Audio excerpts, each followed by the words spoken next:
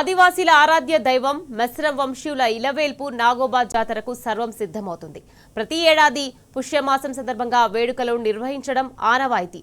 అందులో భాగంగానే ఈ నెల 18 నుంచి వారం రోజులు కన్నుల పండుగగా ఈ గిరిజన మహోత్సవం జరగనుంది. నాగోబా జాతర కోసం ఇప్పటికే ఏర్పాట్లు జోరందుకున్నాయి.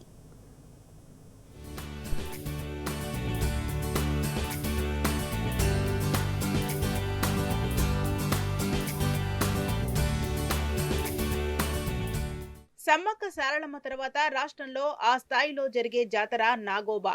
రాష్ట్రంలోనే రెండో అతిపెద్ద గిరిజన జాతర ఇది. ప్రతి ఏడాది పుష్యమాసం సందర్భంగా జాతరను నిర్వహించడం ఆనవాయితీగా వస్తోంది. అందులో భాగంగానే పుష్యమాసం ప్రారంభమైంది. అడవిలో ఆదివాసీల సంబురం మొదలైంది. ఆదివాసీ ఆడబిడ్డలు తమ దైవాన్ని కొలిచేందుకు సిద్ధమయ్యారు.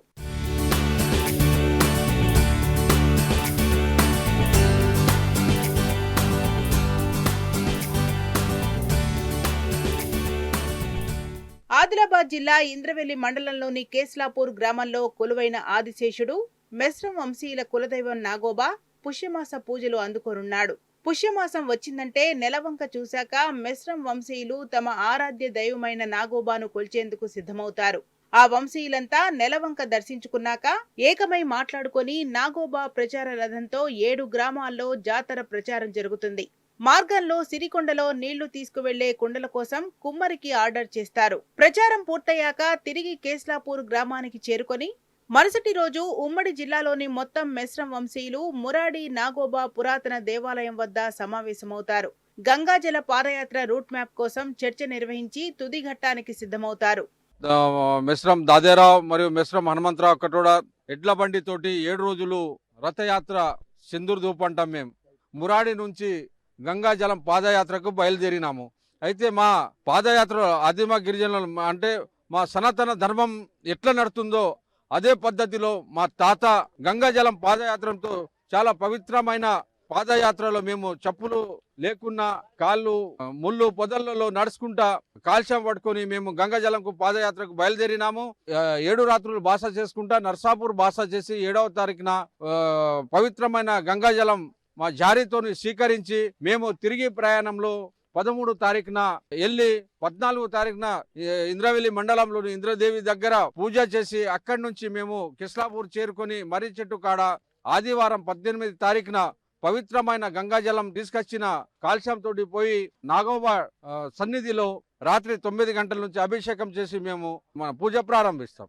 గంగాజల పాదయాత్రలో భాగంగా జన్నారం మండలం కలమడుగు సమీపంలోని గోదావరి నదిలో హస్తలమడుగు వద్దకు చేరుకొని గోదారమ్మకు పూజలు నిర్వహిస్తారు. పవిత్ర గంగాజలాన్ని నాగోబా కలశంలో సేకరిస్తారు.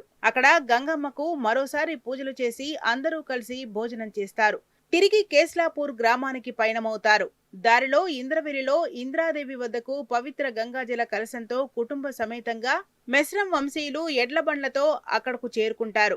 ఇంద్రాదేవికి మహాపూజ నిర్వహించి సాయంత్రం తిరిగి కేస్లాపూర్ గ్రామంలోని మర్రి చెట్ల వద్దకు చేరుకుంటారు. 3 రోజుల పాటు సాంప్రదాయబద్ధంగా పూజా కార్యక్రమాలు నిర్వహిస్తారు. మాకు 8 రోజులు ముఖం పడుతున్నాయి.